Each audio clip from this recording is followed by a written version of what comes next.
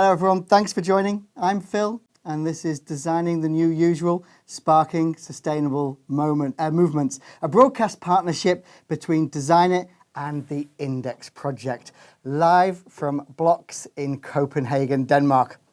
Now, sparking sustainable movements. There's two words in there that we're particularly keen to unpack in the next hour or so. Sustainable or sustainability and movements. It's been said that when it comes to sustainability, the focus for businesses is on inward change, CSR and the value that brings, of course. But what about outward change too?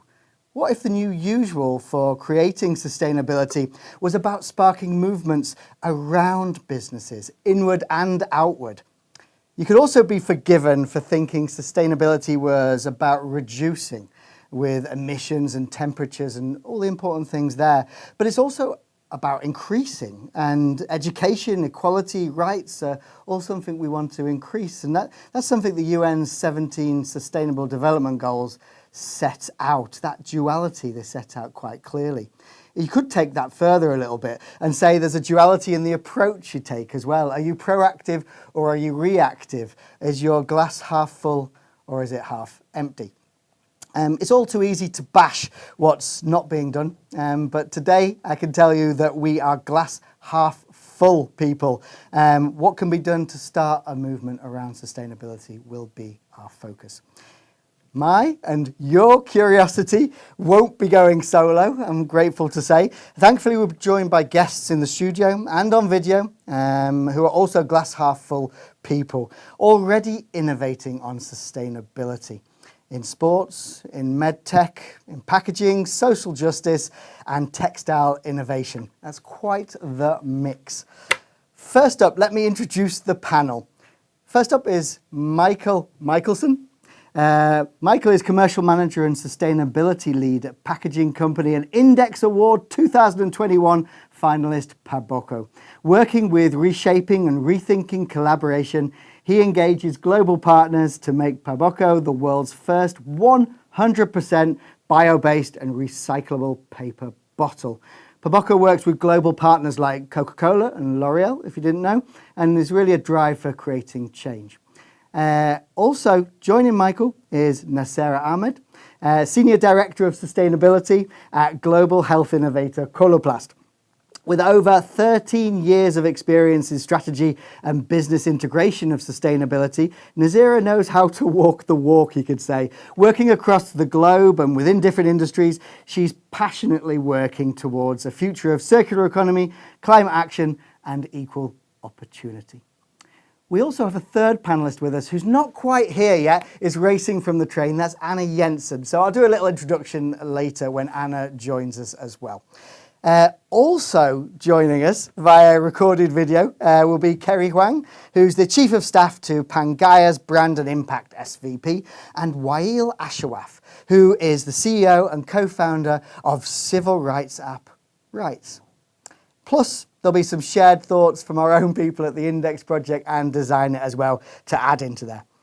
You no doubt have some questions and comments to add as well, and we'd love if you could share as you go along.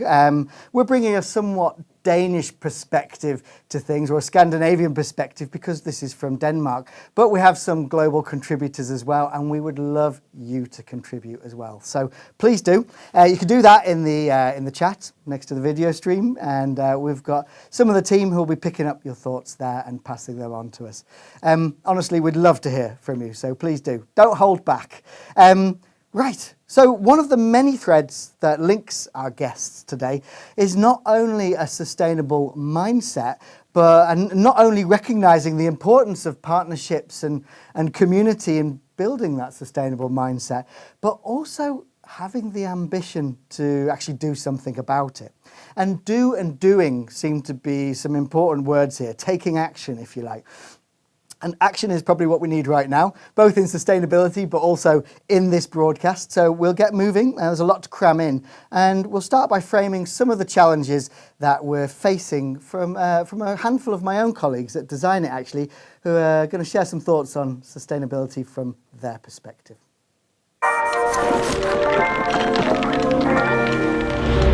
It's a response to the negative impact that our way of life is having on the health of our planet.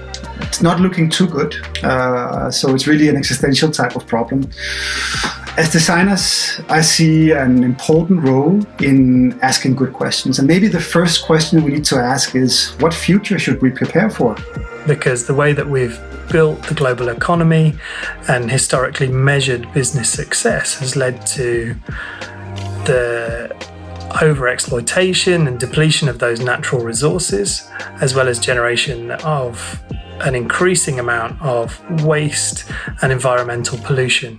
We also see companies and organizations that want to tap into this agenda. And this is great news. The more the merrier. We need to all of us involved to make the change needed. However, it also offers some opportunities and challenges when it comes to how we communicate as companies and organizations. First and foremost, we need to build the foundation. We need to be specific about what do we talk about when we talk about sustainability. On a personal level, it means considering the things that we buy or invest in, the spaces that we live and work in, how we move around, what we eat, the energy that we use and the things that we throw away.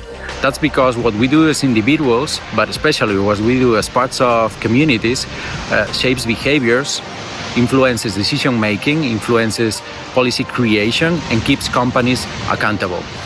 It also accelerates and rewards those taking action.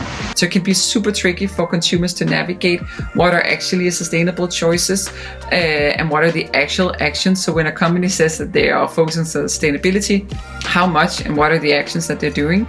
So by using communication, we can sort of spread the word and we can inspire, and we can also create a preference towards our brand or product or offering by showcasing what are the actions that we do in an honest and transparent way. We need to be both optimistic and realistic, which can be hard. Also, the climate crisis as a whole is a shitty story, literally speaking. It's hyper complex, it's abstract, it's difficult to understand, feels distant.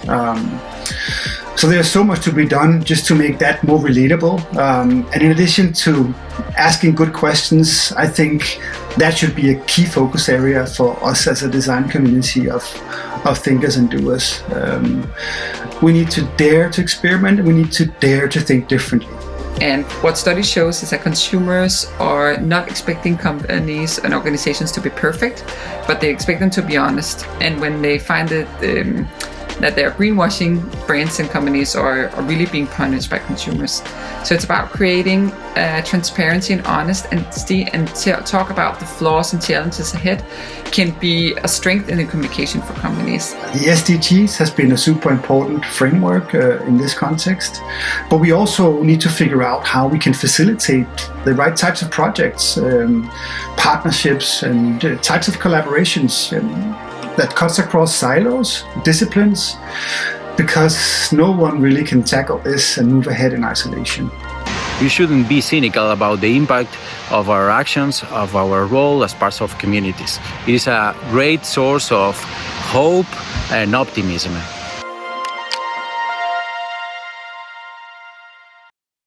A feast of interesting points to tuck into on this broadcast. But before we do, I'd like to hand over to Nasera Ahmed, who will share her perspective on Coloplast's sustainability journey.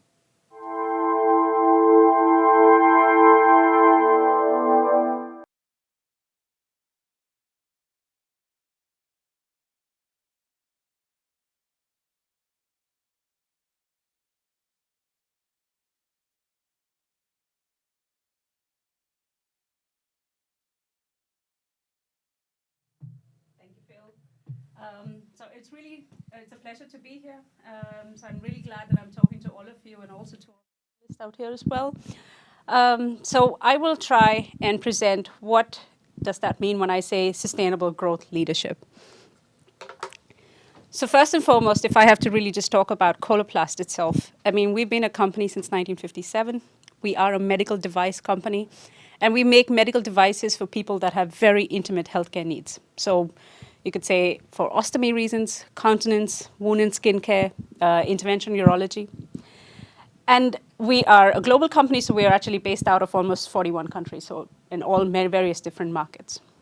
But the slide that I have up over here is really going to talk about the people that we work for. We are around 13 to 14,000 employees in the company, and all of us are actually working for these users that you see on the screen. I actually have to just say, I've been at Coloplast for about a year now, and I have started to understand what the business is, the kind of medical, these products that we're actually working with. One of them happens to be a catheter that I, had a chance to just play with and look around. And I realized, I was told I need to sort of use this catheter or try and work this catheter through a silicone tube just using 2 fingers. And I think I failed miserably. And that's because if I didn't do that, there's a huge risk of infection. Our users almost go through almost 2.5 times, urinary tract infections over the course of 1 year. And many of them are also really worried about leakage. Those who have sort of bowel symptoms and things like that, or who have a stoma, they worry about leakage. And I think what all of that leads to is anxiety.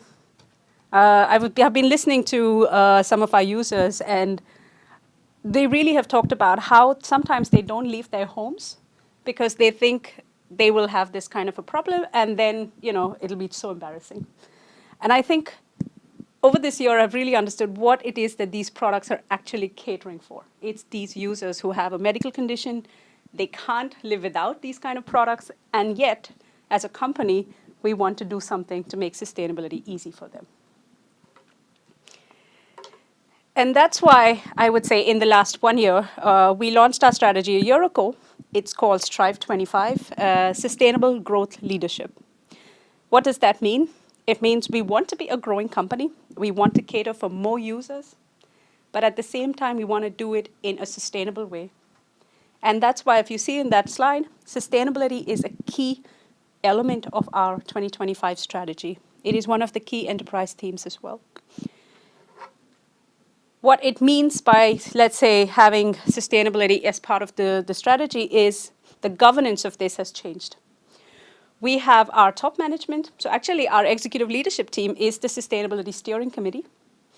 We have established a new, you could say, unit. We used to have, Coloplast has been working with environmental improvements and sustainability. Actually, you used the word, Phil, CSR, for quite many years.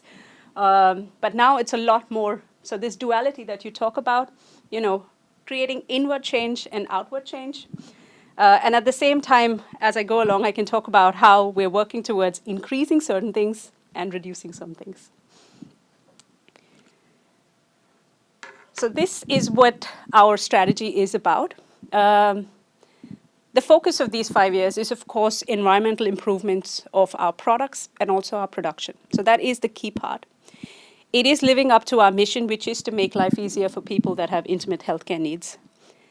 And we have focused, you could say, on 2 priority areas. We want to improve our products and our packaging, and we want to reduce emissions. So climate action is also very important for the company. And that doesn't mean that there are other elements of sustainability which we were not going to do. That's just something we have had an ongoing commitment towards. We will continue doing that.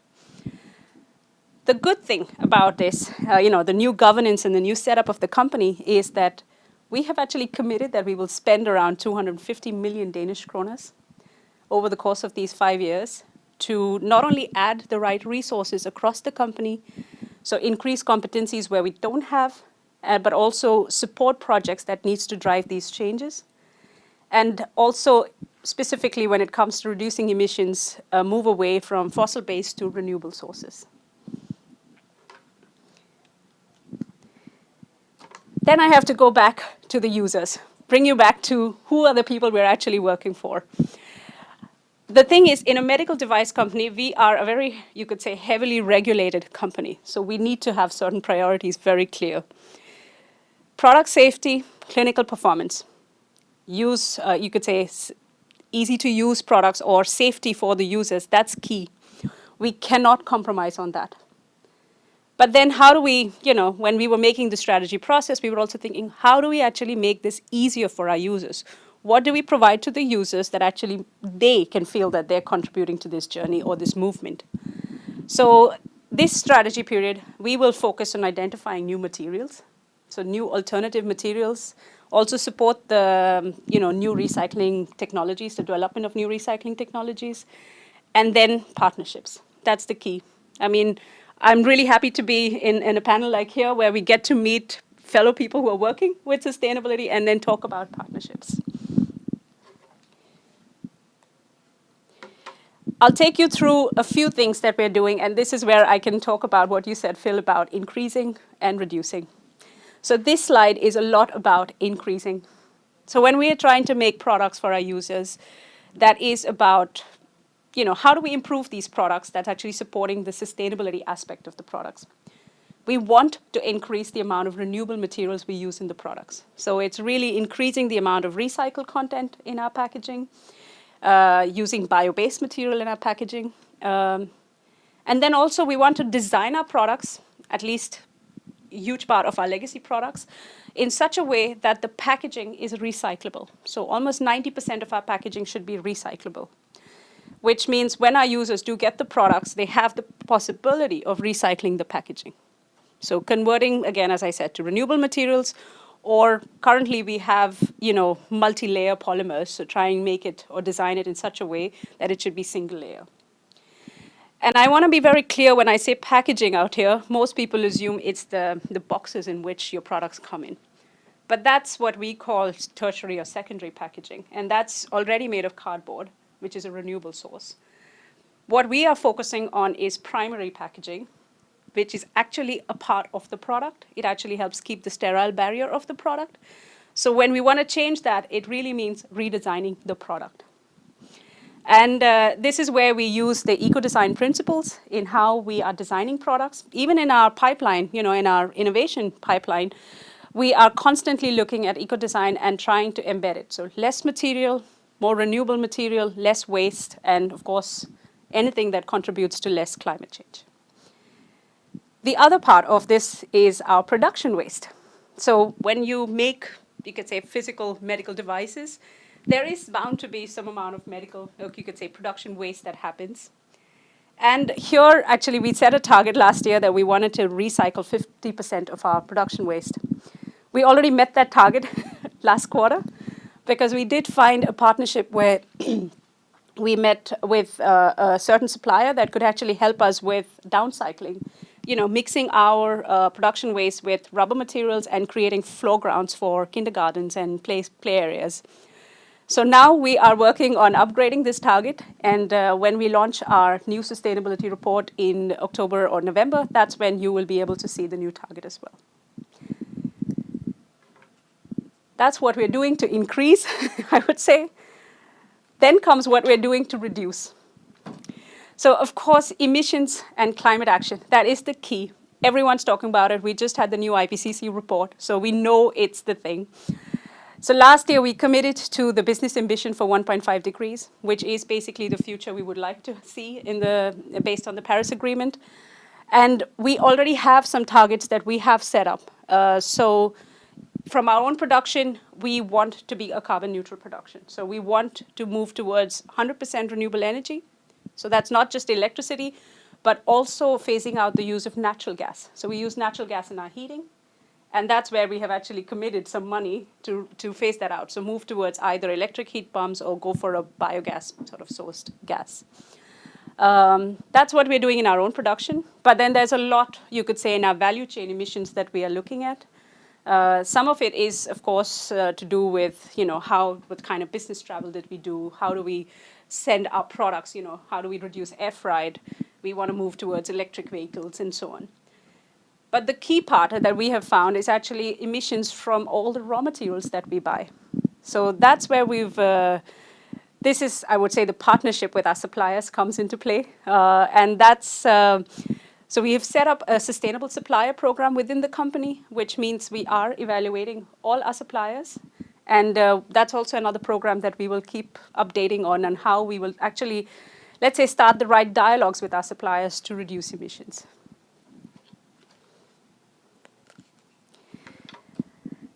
Then I think I will just take a bit to talk about the whole inward-outward approach. So yes, we have top management commitment when it comes to this new strategy. But then, as I mentioned, we're around 14,000 employees, and everyone has to feel that they're part of it. So there's a lot of work that we're doing internally to increase engagement.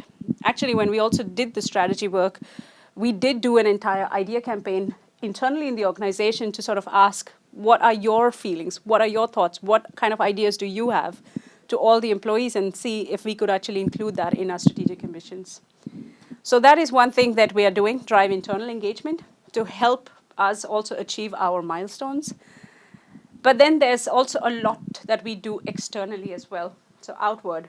The key part is actually, I would say, very much with our users and also healthcare professionals, because they're the ones also who actually use our products. So we do a lot to raise the standard of care over there. We've done a lot to sort of increase you could say, the type of funding that our users get through reimbursement schemes, which are not present in many countries, but we've actually done that now in Japan, and in Korea and Australia. We also do a lot of awareness programs. We have an entire Coloplast Professional and Coloplast Care program, which is actually about increasing awareness for all the healthcare professionals, all the users, and we will integrate sustainability as well in that. We've made several alliances like this. So this is partnerships is the key, or you could say what we are focusing on in order to create an external engagement as well. If you want to read more about us, we are on our corporate website, so please go there and have a look at our journey. Or rather, I would say, please join the movement and be together with us, because there's a lot of things we would like to do, and 5 years is a very short time. So we'll work hard on that. Yes, that was it from me. Thank you very much, everyone.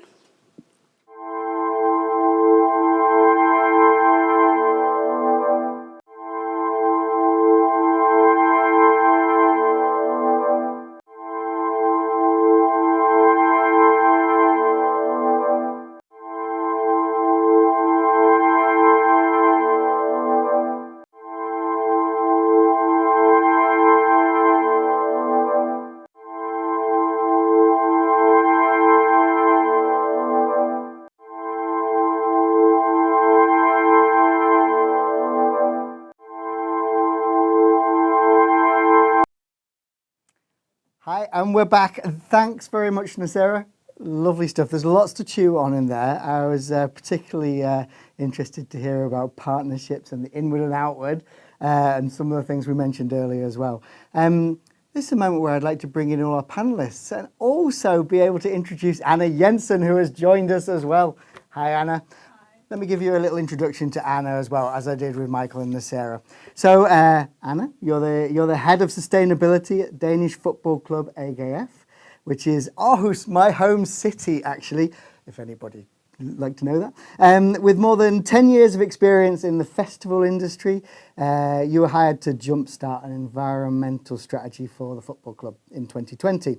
In less than a year, the club now gets 100% of its energy from renewable energy, I understand, and has become a signatory of the UN Sports for Climate Action, which, if you don't know, is a pretty big deal. Okay, Anna, it's great you could join us as well. Thanks for rushing from the train. So good to have you. And perfect timing, because we're just about to get into our first panel discussion. We just heard a keynote from Nasera, and I have a question. I think, Nasera, I'll start with yourself, given it was the presentation you gave. Lots of interesting things to bring out there. I'm curious, when can a brand or an organisation actually say they are sustainable? I think, Phil, I'll be very honest here, and I know we've been talking about it a little earlier as well. It's a journey. So I think there are milestones to achieve, but I really don't know if I want to use the term a company or a brand is sustainable. Definitely, when you do meet certain milestones, it's a good place to celebrate that by saying, yes, this was part of our sustainability journey, and here we have achieved that. That also creates a lot of, you could say, encouragement and passion for the people who've been working for it. Not just myself, but let's say now in Coloplast, as an example, it's all the employees that they feel passionate. But I would say as long as we are keeping up with what is needed to be done, and also looking at what more can we do, then you could say we're on the right track of being sustainable, if that is a good answer for you. It sounds interesting. I don't think there's a right answer. I'm Yes. really curious as to what you think. Michael, what about yourself? Yeah, it's a good point, Phil, and definitely, as you also add in there, there is maybe a need for change in mindset. You talk to it also with the level of governance you now have in class in the organization, right? And Phil, back to the point of being not just reductive in what we want to do, but try and explore in new areas as well. So for us, at least at Paboco, the idea of having a goal is, like you say, more of a milestone. The idea of a goal is something that is quickly becoming perhaps a bit outdated, because you're never really truly at the end of your sustainability journey. You're just taking over the next stage of it. So you can break it down into bite-sized bits, sure, but you need to keep innovating, you need to keep pushing yourself, and your collaborators as well, and across your entire community. What do you find in the sports world or the football world, Anna? What have you, when do you say you're a sustainable football club or sports entity?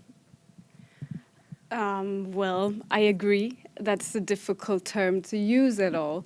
However, I think there is often a question of, me coming also from the festival industry, is it sustainable at all to be having a festival?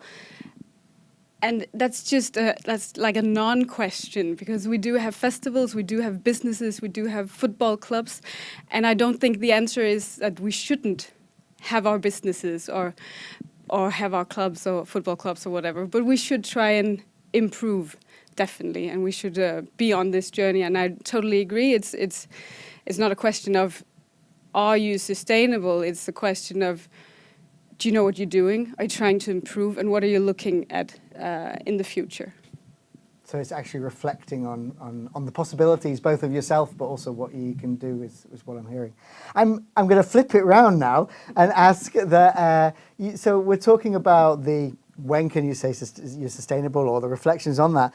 What about the start point? At what point did your organizations recognize that they needed to be more sustainable, or to even infuse sustainability in? I'm guessing, without wanting to put answers in your mouths, that the beginnings are different in different industries and in different companies, and I'm interested to hear, if you can remember, what it was like when you first started, when you first had the idea. Michael, maybe. Yeah, sure. Glad to start there. I mean, the easy answer for a fairly young innovation company of about 7 years is to say at the inception. But I think that might be a bit of a misnomer here, because it's really only at the inception of where you start working with all the elements within your chain of your partnerships. So who are the users? Who are the reclaimers of the things that you're putting into the world? And when you start getting that feedback, you start building within your mind and within your organization a better understanding of what are the challenges that we're facing? How complex are they really? And when you can break that down into every stage of the product's life cycle, which is something important in packaging at least, that's when you can start becoming sustainable. Because now you need to know what you have to not overcome, but work to create either a new path towards or create perhaps a new design profile. How do you create a product that fits into the systems of today and design it for tomorrow as well? So you have to take that into account when you start calling yourself sustainable seeking, at least. Very interesting. Nasera, Anna, what do you find as well? What's your experience? Well, I can say I can at least remember when we started, because it's not that long ago. But was that the first definitive moment? Was there nothing before that? There was a work with what you could call social sustainability, but the environmental part was not that present in the company. And I can say that that's how it is in the sports industry, or at least in the football industry, at least in Denmark so far. It's very new. So you could say that this industry may be a little bit late to the party, but we're getting there now. And I can see that also, especially abroad. I think in the UK and in Germany, there are lots of things going on in the Premier League and the Bundesliga, where you can see things really taking off. And I think our club, having signed the UN Sports for Climate Action, is really a sign that, okay, we can also unite across borders. We should look abroad to see what's there to be inspired by. And but yeah, we're a year and a half into this journey.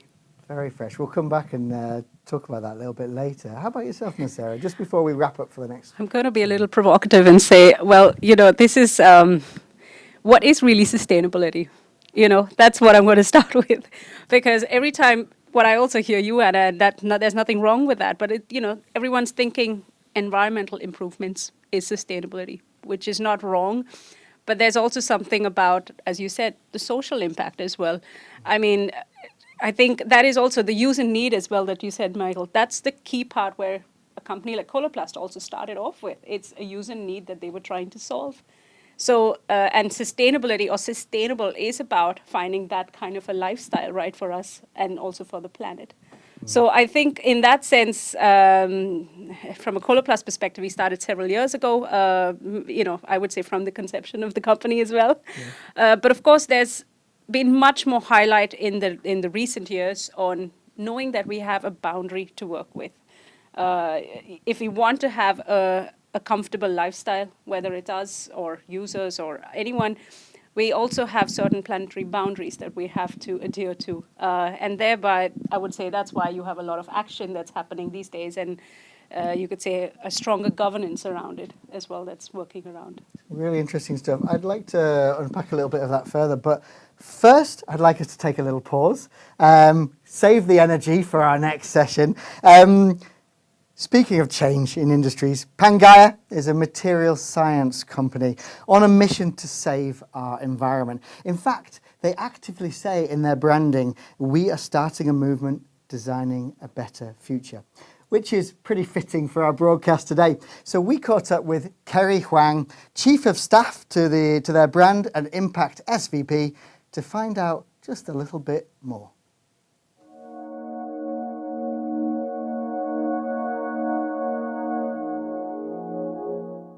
My name is Kerry Huang. I'm Chief of Staff to the Brand and Impact SVP at Pangaea, and excited to be here.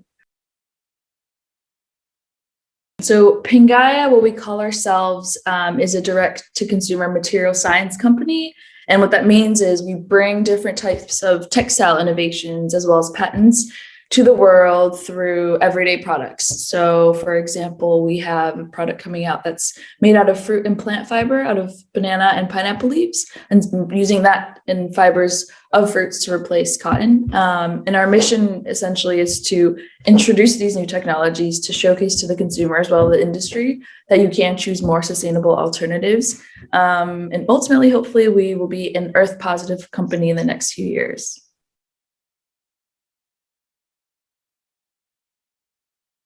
I'd say Pangaea was born out of the idea to be impact oriented and to give back essentially more than we take from the earth. And so our team is solely driven by the mission to prove that sustainability can be cool and widely adopted. And at its core, I mean, a lot of people actually don't pronounce the name correctly, but Pan means all inclusive in terms of continent, people, race, religion. And Gaia means Mother Earth. So we hope to have this mission of communicating that we're all inclusive and that we want to be a sustainable company. Something that's interesting is that our logo is actually made of 7 different circles, and each represents, for example, an impact pillar that we have. So a lot of this guides how we communicate and think about impact. Another element is that we always talk about this triangle of design, purpose, and innovation. So in every department, when we're working on a product or designing and merchandising, or whether it's an R&D and they're looking for the next innovation, they think about how can we design minimally and in the most sustainable way. You'll see that a lot of our products don't have frills, or our hoodies don't have those strings because we think that's not necessary, and let's keep it as simple as possible. Also trying to look into how we can design better for circularity. And then ultimately, when we think of new innovations or new categories, what is the purpose behind it? We always want to introduce it so it solves something, whether in carbon or in other pieces of climate. And then the last piece in innovation is, we want something that's new and different and really adds value, that you can actually use science to make a better difference in the world in fashion.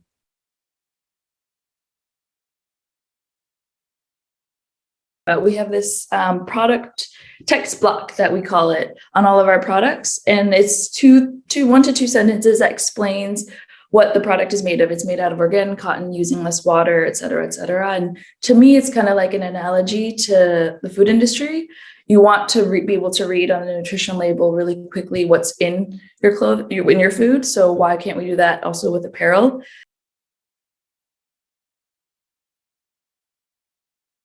I think there's 2 ways we've looked at it. One is obviously because we sell directly to consumers. We really want to shift how they think about sustainability. One of the quotes we talked a lot about at Global Fashion Agenda, which is a nonprofit focused on sustainability and fashion, is if you can change fashion, then you can change anything.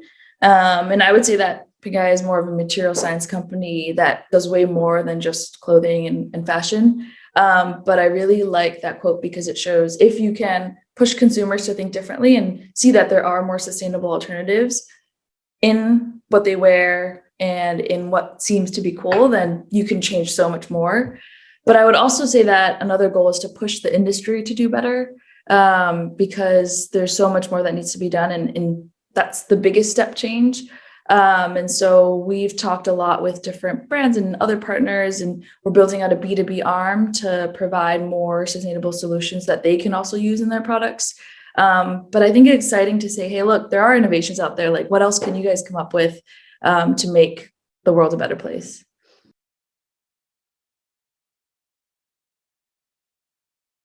I think the first step is being open and honest.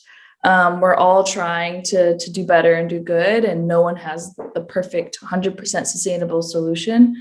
So it's being open about, what are we good at, or what are we really working on at? So for us, it's always about communicating optimism in solutions that we have and the exciting products behind it. But also, we don't have a fully 100% by whatever solution at the moment. We're working on it. So I think that's something that we like to talk about. Other thing I think is living and breathing it, not just communicating it, so that your employees also are proud of it. And when they talk to other people, they're like, yeah, we're really powering this mission. So one example is in each department, what we're trying to do is think more about how you can integrate impact, either through KPIs, through whatever metrics. So even if someone is in design, and most of the time they're working on different layouts for clothing, they still think about, okay, how can we make sure it's more sustainable? And that goes all the way through the whole supply chain and go to market line. And I think some other companies have done a great job. Just to call them out, is Allbirds. They, for example, listed carbon calories on most of their shoe products to indicate, this is the amount of carbon that was used to create this product, and we're trying to be better. And they've also sent a note to the industry to say, hey, we'd love to share some of this proprietary information so that you can also be more sustainable. So I think little actions like that isn't just advertising, but just as little actions that really matter. And I think action speaks more than words. So proving it out in different ways can really make your communication more genuine, because it truly is genuine.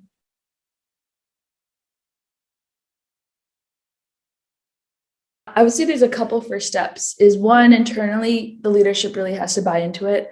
Otherwise, none of the team will. So I think it's important that they set the standard and say, of our 5 priorities this year, sustainability is one of them, so that everyone knows that they're championing it. Second is, of course, tactically doing an LCA life cycle assessment across all products or services that you have, so you understand the baseline and see what to work on. And then the third is being open and just saying, this is where we are right now. We want to do better, and we're not there yet, but this is our plan. Other companies like Yanni, on their website, they just write, we're not a sustainable company. And then they talk about all the reasons why they're not to the point they want to be. So I think that's a great first step, is just being open and communicating and telling the world where you are right now.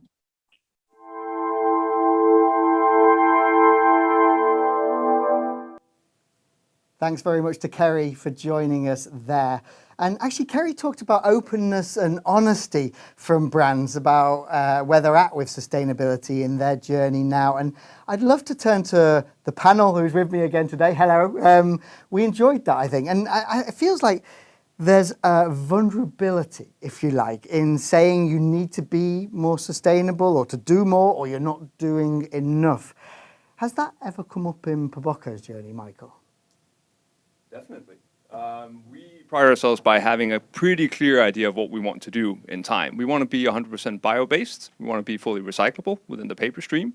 And I can say that even with the product we have today, we're not there yet because we're part of taking an innovation journey together with the companies that we work with. And we try to be very upfront about that, saying we are early in our journey as well. We're trying to create something new, something that doesn't have a guidebook. So we want to be very upfront about where are the sore spots and where do we want to engage people from our community and from other levels of industry, even the users or the recyclers in our process. So it's not so much just being vulnerable, it's also open up for invitation. If you are honest about where your vulnerabilities are, and you're early in the journey, you invite people to go along with you. And you mentioned that you've been very early right now in your industry, a year and a half before starting the path of sustainability. So you must meet some of these challenges as well. Yeah, definitely. It was actually part of our initial communication about it that we wanted to do the little steps that we were able to do from the beginning and then get smarter, get more information on what are the next right steps to be taking. So we were very honest about that we don't know everything. We are in the start of our journey and we want to be get more information, become smarter in our journey, where we're going, to know more about what will be the next right step. But I think that it takes some courage as well, right? For you as well, to open up and say, we don't know exactly where we're going, but we want to do this. Because you also open yourself up to criticism when you say that this is not perfect, but we want to get there. No, definitely. A criticism, I think, is one part of it. Whenever we talk about making or impacting change, criticism is a natural part of that because we are exploring into a new field and there are some necessities for any industry that will always be in place. A product needs to be always used and we as humans are part of consumption within the world. So, like you say, and there's some non-starter questions. Why do we have festivals? Well, that's not an interesting question. The interesting question is how can we elaborate on the products that we will always need, packaging or medtech devices. If I can just crack an internal joke that we have in the company. We're called Coloplast. We use plastic for our products. And again, back to we cannot completely move away from it because our users really need these products. But we have to acknowledge that we're still using virgin plastic for majority of our things. So, and this has been very honestly, has been shared with everyone saying that is the reality of it. We also know that our users need the products, so where do we focus? How do we start to make this change? Packaging is, of course, the first thing that we had to focus on. That's a clear, you could say, direction we had to take, so that's where we're focusing on. But there's a lot more, given that we are still Coloplast. I'm curious how this vulnerability could be quite overwhelming in some ways, especially for your users, but also you're a very large company. Was it 13,000 people, maybe more? That could be a little bit overwhelming to hear that there's more to be done. How do you counter that? How do you get people, whether it's a movement inwards or outwards or both, how do you get people on board with that? I think, so as I said, I've been here for a year now, but what I have observed is they have wanted this for quite some time already.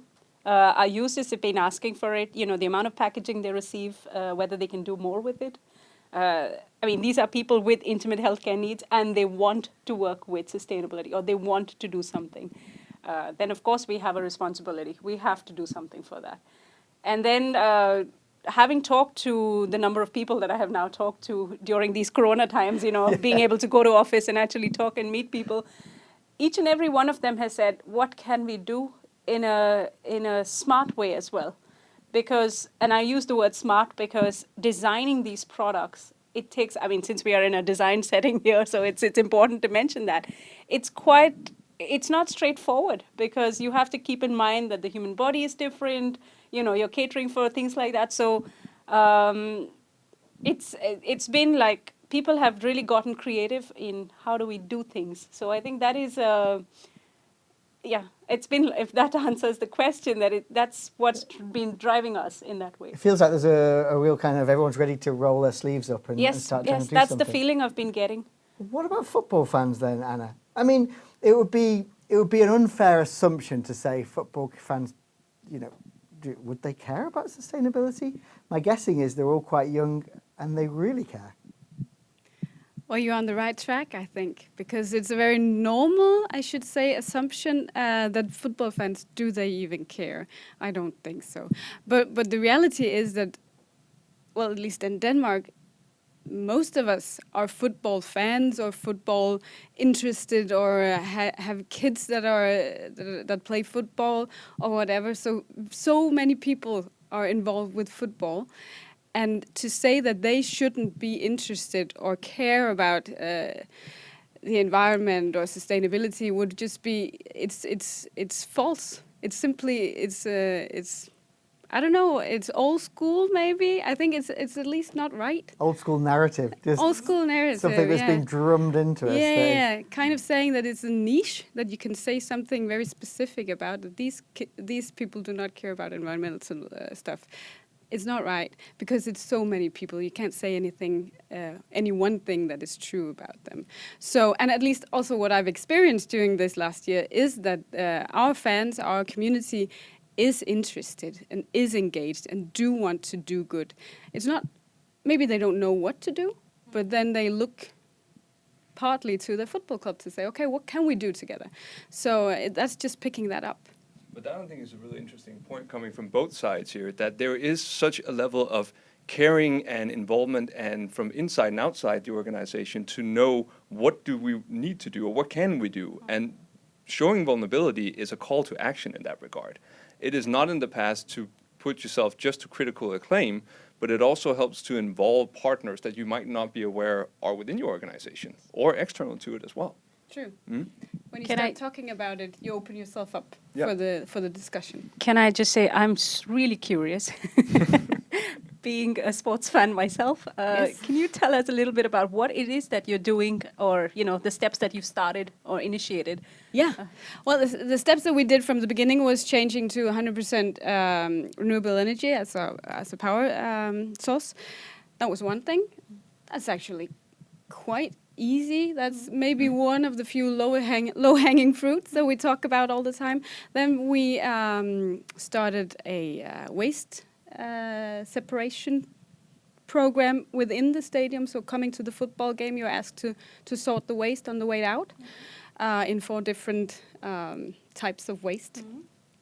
And we changed the jersey to one made of recycled polyester. Because sports jerseys are from polyester, but we changed it into 100% recycled, and I think that's something that we'll see a lot more of, because that makes so much sense. What else did we do? Then we have changed some of our cars into electric cars and hybrid cars, and we are installing what is that called when you have your power for your car? Chargers? Your chargers, yeah.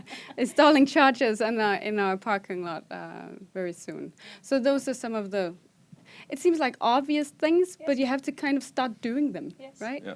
And then we right now working on the strategy plan for the coming years, where we are setting more goals, and we had our baseline measured just in the winter. So that was the first where we measured, and now we want to take that further. But concrete actions, those were maybe the 4 main ones. It's really interesting that you've changed the shirts, what the shirts are made of, and the fans are wearing the shirts. Exactly. So actually, it's directly influencing the community. Yeah. I'd like to pause again. Sorry, I know we're just getting going, but I've got a lot to fit in today.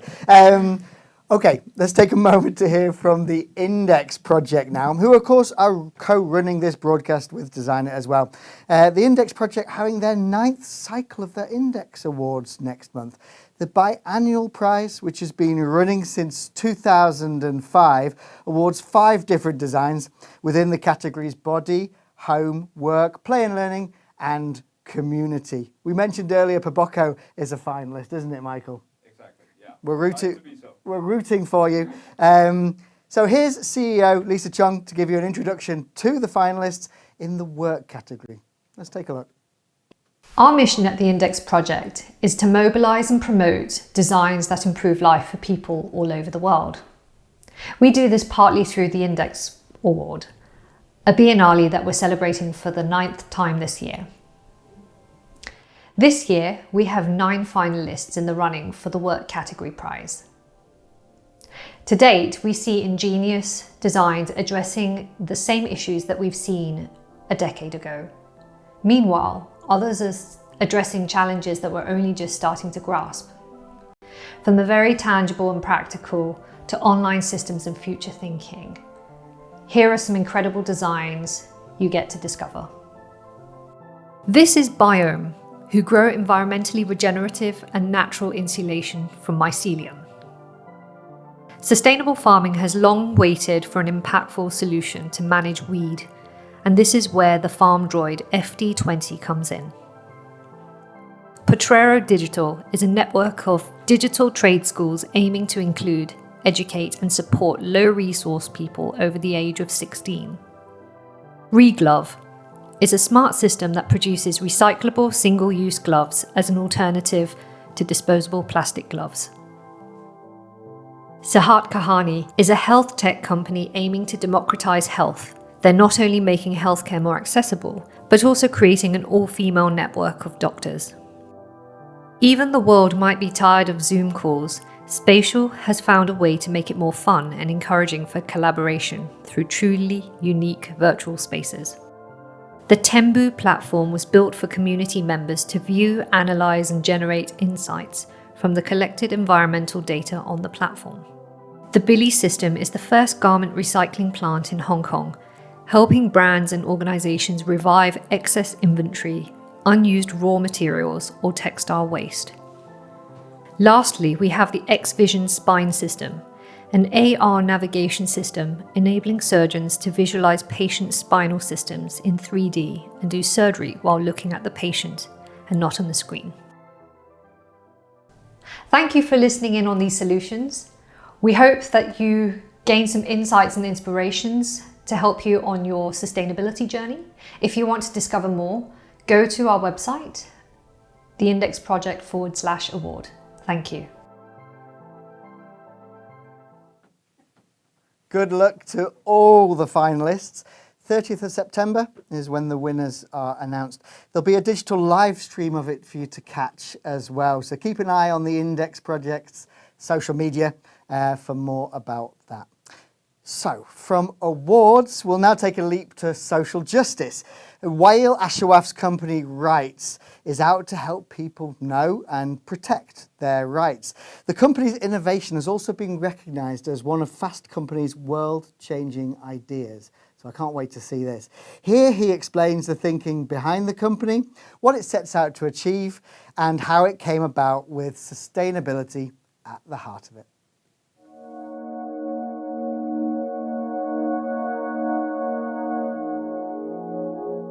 My name is Wael Ashawaf, and I'm the CEO and founder of Rights. Rights, the word rights comes from 2 words. Rights as in your civil rights and human rights. And the word I, which is eyewitness, being an eyewitness to authority and holding people accountable. And Rights is basically a mobile platform that helps people know their rights, protect their rights, and then take action on causes they care about. Our core mission really is to help people get equal access to justice and accelerate the rate at which social change and positive change occurs. And to do that, our values are really simple. 1, we put the people first. So we try to take care of the people before we ask for anything or help. They're at the center of what we do. And secondly, we embrace innovation to achieve change. So far, it's been purely organic, but our strategy is to basically partner with grassroots organizations that already have an audience. The second thing we're going to start doing is working with micro-influencers that can reach out to their audiences as well and help us amplify. And third, which is really important to us, is building this campus ambassador program. So students are very active, especially Gen Z. You have over 70% that have participated in some kind of protest in the US. 80% support Black Lives Matter movement. So they're very active compared to other segments. Practicing what you're preaching is really important if you're creating impact. So for us as a company, we talk about this all the time. It starts internally. We really embrace diversity, thinking about our policies, how we have more diverse leadership within our team and inclusive leadership. The other thing is for us to be connected to the actual people that we're serving, our customers and the people that need our help. And to that end, we brought on a Chief Justice Officer. His name is Justin Moore, as a partner. And he is a civil rights attorney, so he helps us stay focused on actually ensuring the technology we're building has a connection to the change that's happening on the ground. We find issues, like there are the big issues everyone hears about, you know, like George Floyd, everyone knows that name. But there are literally thousands and thousands of other smaller causes that just don't get heard because those people don't have access to resources or they don't know how to amplify their voices. So we actively seek those out and try to highlight them to help them get justice and get the help they need.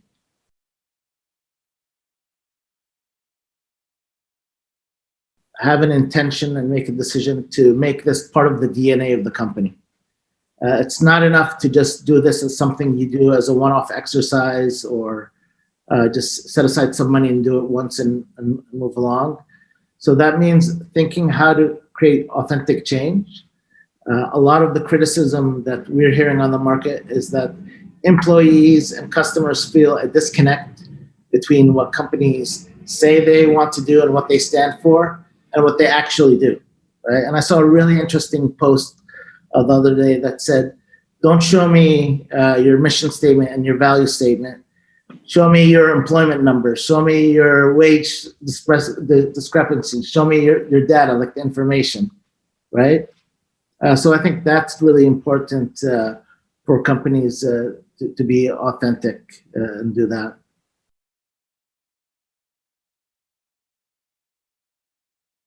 People always think the leader is the most important part of a movement when it's actually the first follower. And if you think about it, when there's a leader in the beginning doing something new, you're often doing it and people are looking at you like, is this even going to work? They don't believe in you yet. It's not until the first follower comes and has faith in that leader and then publicly shows people that they're following and supporting that leader that makes it easier for the second follower and the third.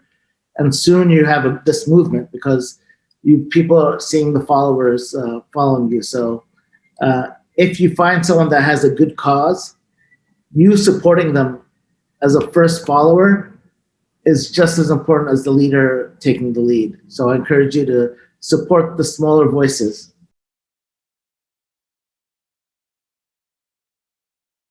So I think you need to be very thoughtful in how you do it. And there's one incident that happened to me that really made me realize this, and it's around having a strategy. So my son has a Rubik's Cube and he's 12, and he could solve the puzzle really quick. In about a minute, he solves the puzzle. I can't solve the puzzle even if I spent an hour on this thing. So I asked him, how come you can solve it so easily? And he said, Dad, I have a strategy. I know the strategy. And so in the same way, we all may be working really hard to solve a problem, but if we don't understand the strategy, then we're not going to be effective. And so that's part of like the idea of like building rights is to offer people that strategy so that their work and effort can be effective.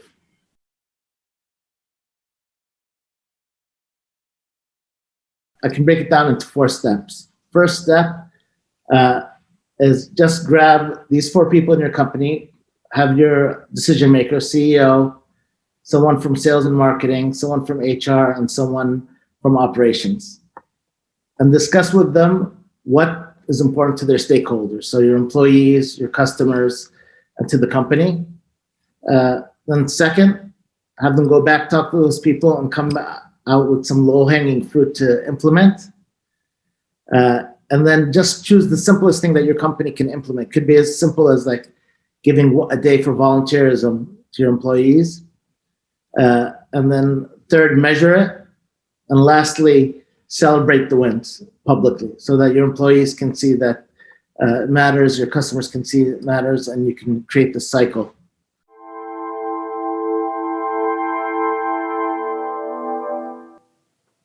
Thanks very much, Wael, and thanks to all of you for writing in with your comments and questions from all around the world. We see you. And there's still a chance to enter some questions and comments there. We're going to come to them soon. But before we do, panel, I'd love to come back to you because Wael talked about practicing what you preach and there being a gap between what companies say their intentions are and what they are actually doing. And I'm curious about whose responsibility is it to lead, actually? Because it seems in some ways consumers are driving the urgency and pressing big organizations to change. But there's also change happening from the top. So actually, in your view, whose responsibility is it to lead? Maybe, Sarah, you can start. I mean, there's no clear, you could say, this is the right way. Of course, I think having top management dedication and interest is very important. At least that's my view. I really think because they're also the top people who are deciding the strategy of the company and they're responsible for it. So it's important that they are invested completely in that. Then, of course, having said that, Coloplast is also a listed company. So, of course, investors are also driving. And I do believe it's very important that investors also take keen interest in this because till today, investors have always been interested in can we make the money? But then they're working with finite resources. So they ought to understand that it's in their interest as well. So we've seen that a lot of movement from the investor community. In the last few years, we've had so many questions from them asking us about the action that we have committed that we're going to take and what are we doing? So how are we progressing as well? So that's also quite an important, I would say. They're the ones driving it, but it's everyone's responsibility in the end. Yeah. Do you find that they'd hold back their investment if you didn't show your sustainability ambitions? I think so far on certain elements which are easy to measure, because that's also one of the difficulties with sustainability, measuring sustainability in the right way. Climate action, yes, we have a whole methodology and still it is not, it is a very vast. So there's a lot of changes happening in that. So I think the amount at which they have understood, yes, they have been asking, and they have been also saying they choose to then invest because of that reason. But it's increasing. There's a lot of things. I know, for example, BlackRock has committed to. We are also committed to what we call this task force on climate-related financial disclosures. Okay. So it's really about understanding our sustainability performance, but also how does that impact our financial performance. So that is also what I know investors are interested in, and they will be making decisions based on that. Super to know. Michael, whose responsibility is it to lead from your point of view? So it's interesting, Sarah, that you mentioned governance, because we actually have a situation within our company where we've been able to impact our governance from the ground up by making external commitments. Not everyone might know this, but Baboko works within a community. Phil, you mentioned Coca-Cola and I believe L'Oreal at the start. Mm-hmm. Also included here is the Absolute Company and Procter & Gamble and a long-standing member, Carlsberg. What we did was, together with this community, all commit to the same vision of what we wanted the future of packaging to be, at least for the members working within this group. And that allowed every single member to go back to their own organization and apply that vision to their own governance structure.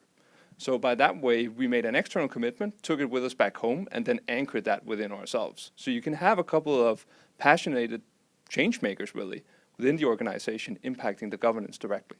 So it's a two-way street, I would say, for us. You need the passionate policymakers within their sustainability departments, and you need the governance to listen and be aware that there is a changing industry beneath them as well. It must feel a little bit the same for yourself, Anna. There's a changing industry in terms of the sports industry, but football in particular. Like, who do you think shoulders the responsibility there, or who feels that they should shoulder the responsibility? I think at this point it's almost everyone's responsibility, right?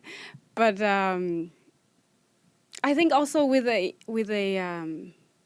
well, football means so much to people, right? We just talked about passion and community and emotions, and I think when you have that kind of passionate community around you and you mean so much to people, a lot of people, then you also have a responsibility, right? So with a big platform, also a big voice into the community, I think there comes a responsibility to use that right.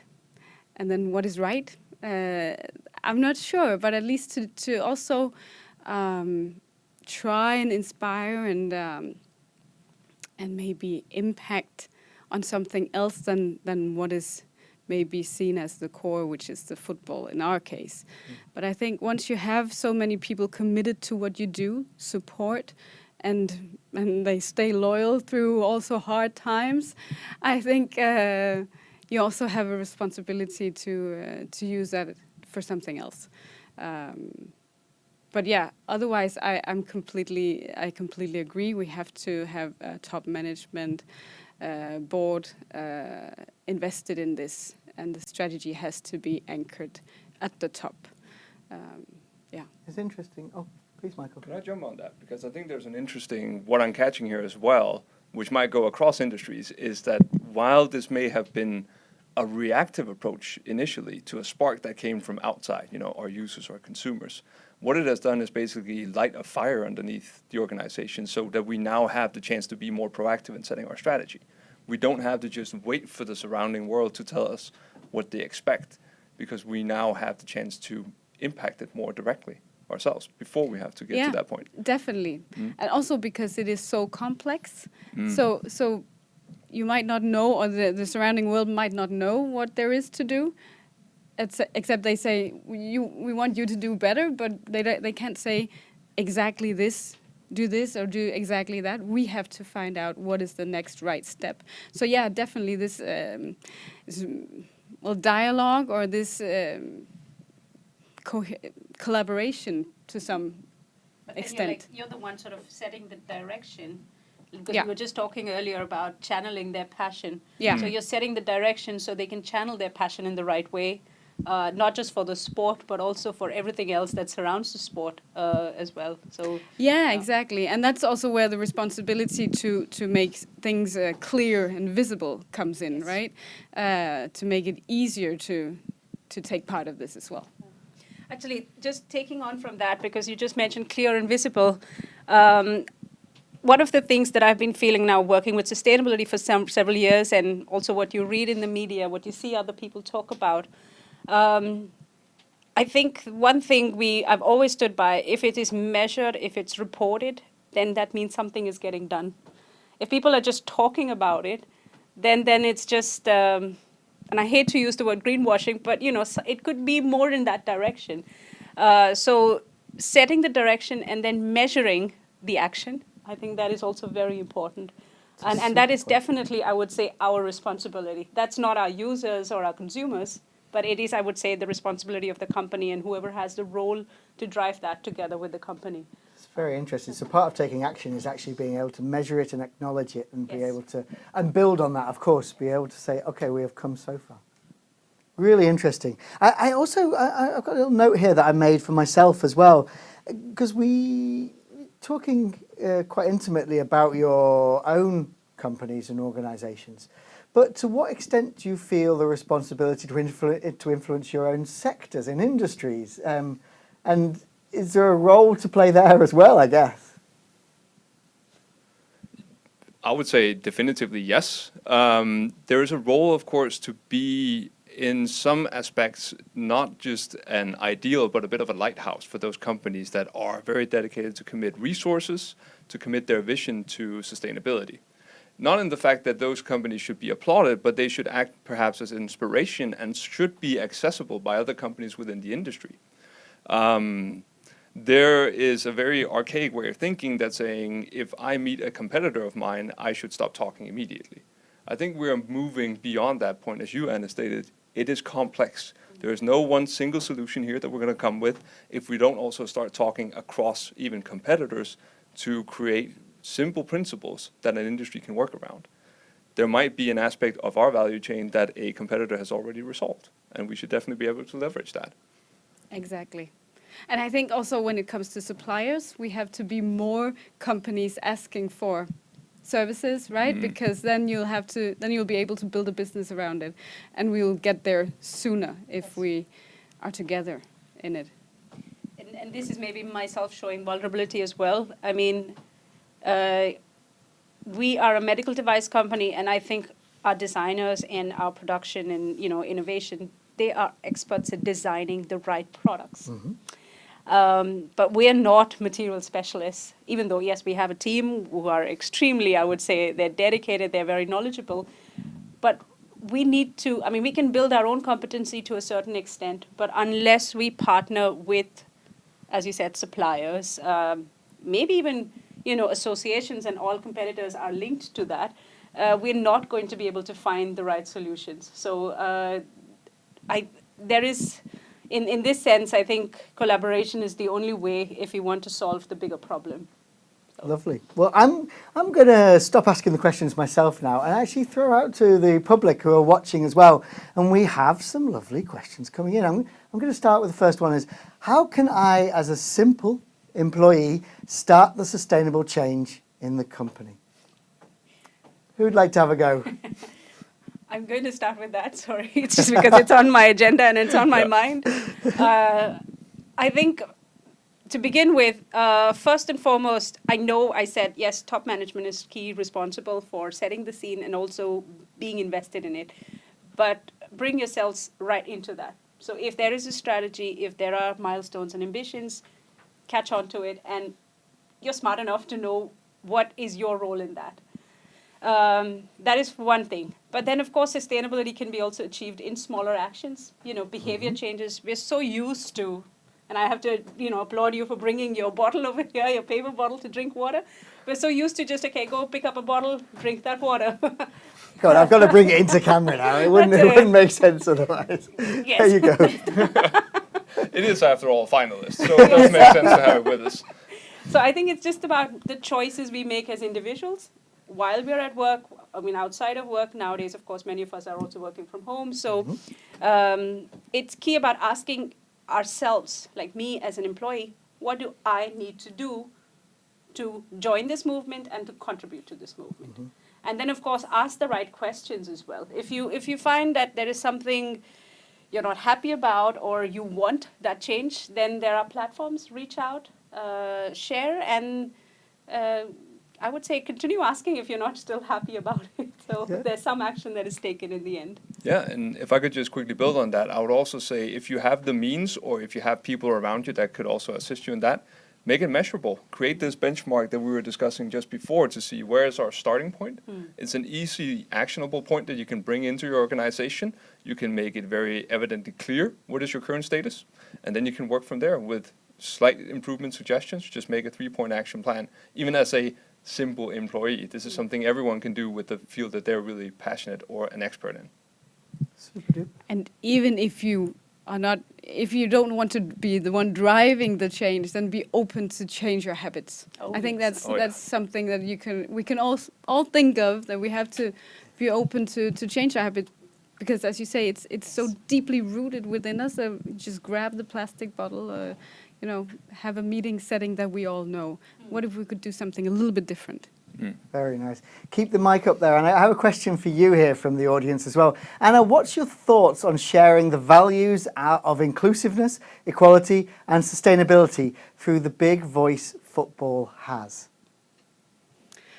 Yes. Well, I think football as such is a big platform. Of course, there are athletes and then there are the clubs. And I think these are different platforms, even though they're using, or what can you say, they're partly intertwined, but different platforms. And I think the clubs, as I said before, when we have this passion and this community around us, we have to be open to tap into this passion to talk about sustainability, inclusiveness, diversity. But of course, you have to find out where you're at first, right? What are the first steps that we can take, and where do you want to be at? So I think it's a very important work that I think is obvious to do. If it's a business, if it's a football club, or if it's an athlete. But of course, athletes are singular people also, right? Even if they have a strong platform, a strong voice, but you have to remember they're singular people first and foremost. Very nice, thank you. I'm going to go straight on to the next question. Do B2B companies face the same needs to become more sustainable as B2C do? I love the question, but I would also actually challenge it a bit and say I wouldn't put that division into place anymore. We can't really focus on ourselves as being either consumer-facing or client-facing. Whenever you have any position within the creation of either a product or a platform that people can be passionate about, you are part of a chain that delivers something to people. So the exact same expectation that should be to the customer-facing side of a product should be to you as well. And there should be a very clear way of communicating with your partners around you to ensure what that expectation is. I completely agree. I mean, I've been a student of, you could say, system thinking from the very beginning. That's where I even started my career. So I really have to say, unless you think of yourselves in a system, you know, the whole cradle to grave or the whole circular way of thinking, I don't think we can make any change. Singularly, we can only do as much. So it doesn't matter if you're B2C or B2B. Very nice, thank you. I'm just going to ask a question of my own as well, because I'm really interested just to squeeze this in. We talk about sustainability being a long-term vision, a long-term goal with some, in my mind, there's some short-term pressures, particularly when the IPCC released their report. And we all realised, oh my goodness, you know, if we hadn't realised that already. So how do you counteract that fatigue? How do you keep your momentum up and the ambitions going? Where do you get your energy from? As three leaders who are working directly with this, I'm really curious to hear. Yeah, it's a good question. Of course, this report wasn't unexpected, but also not very positive reading. I think my motivation comes from seeing that we actually do something, right? So to see, okay, this goal was met, of course, and then you have to measure it also to be able to communicate it. But I think seeing that we actually move something and get some feedback that it resonates with people, but are we doing it all fast enough? No, not as a system or a global world, but that we are doing something is my motivation, at least. You could be forgiven to be anxious about it, though, as a person. Do you understand what I mean? Yes, and the challenge, I believe, is definitely immense no matter what part of the system you're looking at. Either you're at the creation end or just as a consumer in day-to-day life. But I think Wayu from the interview also had a very good point saying, remember to celebrate the small victories. And that is such an important aspect of your outward-facing approach to whenever you get a critical question. Remember that you have celebrated small victories that got you to this point. But equally for your organization at every level, keep talking to people, figure out what is important to them, and when you resolve some of those issues, remember to celebrate them loud and vividly. But be aware that there is definitely still an immense undertaking here, but you shouldn't stop just halfway. So I just want to add a point. I have to say, it also drives me knowing that we need to make change fast, especially when it comes to climate action. So also taking accountability for it is very important. Nowadays, we're all talking about how somehow linking climate milestones or what companies want to do to remuneration. And I think that is also one of the key things that we need to focus on. I think that is the direction. If we take accountability for it, then we know we will make some action, and then eventually the anxiousness will slowly go down, and maybe we don't reach a horrible future as we can see in the IPCC report if we don't meet the targets. Completely understand. Thank you. We'll go to one last audience question. As consumers, what are some ways we can encourage the organisations that we interact with to listen and really want to be more transparent and involved in sustainable practices? Michael, maybe you can start. Yeah. First off, I gotta state that keep asking critical questions. That is such an important part. If there is an area that you think that you would like to know more on, or you would like to engage with a company that works within a field that you find to be a critical aspect of this journey and development we're on, keep asking those questions. And there are definitely people at the other end who are willing to talk to you about that. In terms of demanding transparency, I think it's also critically important that we focus our attention in the right places. And I'm going to come back to your question again, Anne, which I've done once before, which is something like, why are there festivals? Sure, it's a good consideration, but there are festivals. We are in a world that we have created to fit the needs that we have as consumers as well. So rather than focus on those that can enact a change. What can I do at a festival? How can I engage with it to make it a better practice as a maybe yearly occurrence? Nazira, do you have any thoughts? I agree to all of that. So I would just say Yes to all the above. yes to all of that. I think staying connected and as you said, just be part of the change. Ask yourself as an individual, what can I do? And if there is a direction that has been set, how can I contribute to that direction? I think ask yourself first, more than, asking all others or the organization. Ask yourself. That's what I would say. Do you have anything to add, Anna? I think we're all so accessible. All companies do listen, I think. Can we change it immediately? Maybe not. But we do listen on all channels almost, right? So yes, keep asking the questions. And as consumers, maybe you can also vote with your money, but that's an easy answer, right? But you can always make your own choices. And the economy is also depending on where that goes. So that's an option too. It certainly feels like the authenticity of brands there's a movement towards that, both being authentic, but actually allowing room to be yourself as a brand as well, to be honest, to talk to the vulnerabilities we talked about earlier as well, which in my mind can only benefit the consumers, the people who are purchasing or interacting with the thing that you make or do or the service you provide. We have to wrap things up in a minute. I just want to ask you one quick question. If we were to meet in a year's time, what do you hope has happened by then? What progress have we made? Can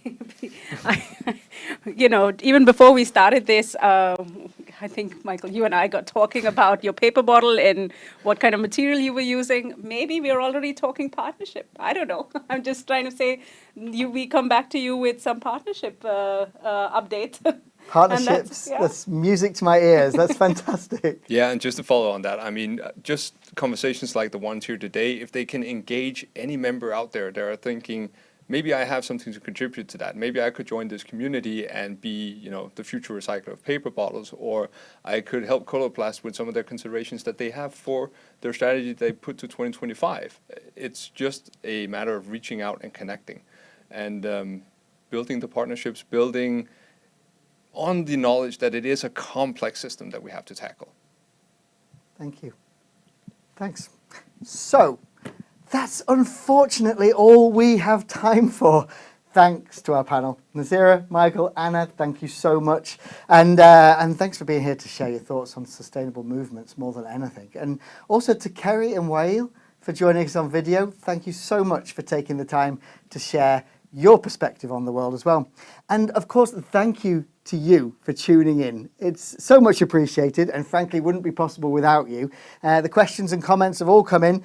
We couldn't get to them all, of course, because you're so positive and sharing so much, which we love. But there'll be a second chance in a few weeks' time on September the 8th, I believe. Don't hold me to that, when you can join the follow-up Clubhouse event, which is, funnily enough, on Clubhouse. Join us then. The details will be announced on social media as well. And you can catch the next broadcast session like this, Designing the New Usual, which will be about diversity. That's on the 17th of November. So we have a few months to go until then. So until then, from the Index Project and from Designit, and from me, Phil, as well, thanks, and from all of us here actually in the broadcast, well, thanks for joining. Please take care of yourself and see you next time.